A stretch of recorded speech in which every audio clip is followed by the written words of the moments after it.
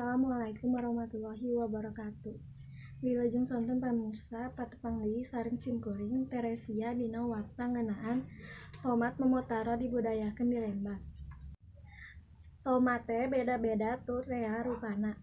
Disagedeungeun tomat nu ilahar dijual di pasar tradisional. Kiwari aya tomat nu beda teh nyaeta tomat momotaro. Hargana kawilang mahal. Eta tomat teh dibudayakeun ku patani Lembang tur dierong boga pangaji anu mahal.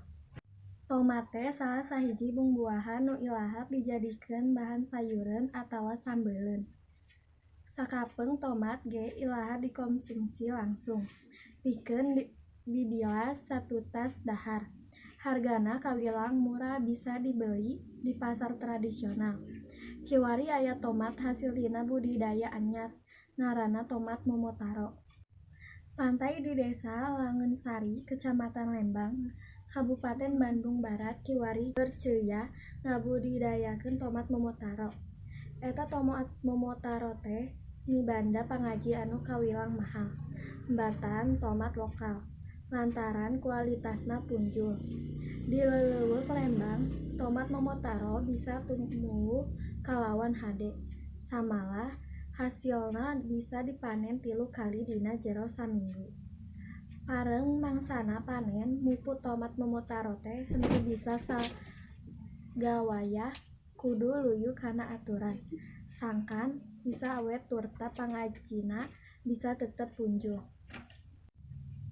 Tina ngaranna geus bisa kataksir yen tomat momotaro teh lain asli tomat ti urang, tapi ti Jepang.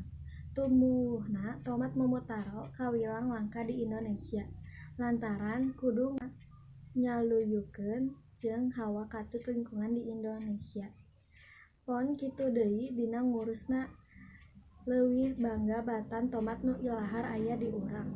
Matak moal aneh upama harga eta tomat teh kawilang mahal. Eta hal diebrehkeun ku salah saurang patani tomat momotaro di Lembang. Upama dibandingkeun jeung tomat anu ilahar teh, tomat momotaro katangen beda boh tina wangunna boh tina rasana. Pon kitu deui hargana. Harga tomat momotaro jauh leuwih mahal batan tomat sejenna. Harga tomat momotaro bisa tepi ka 20.000 dina sakilona. Eta tomat teh rea dijual di supermarket di Jawa Barat. Sakitu wae warta ti simkuring mugia bermanfaat. Wassalamualaikum warahmatullahi wabarakatuh.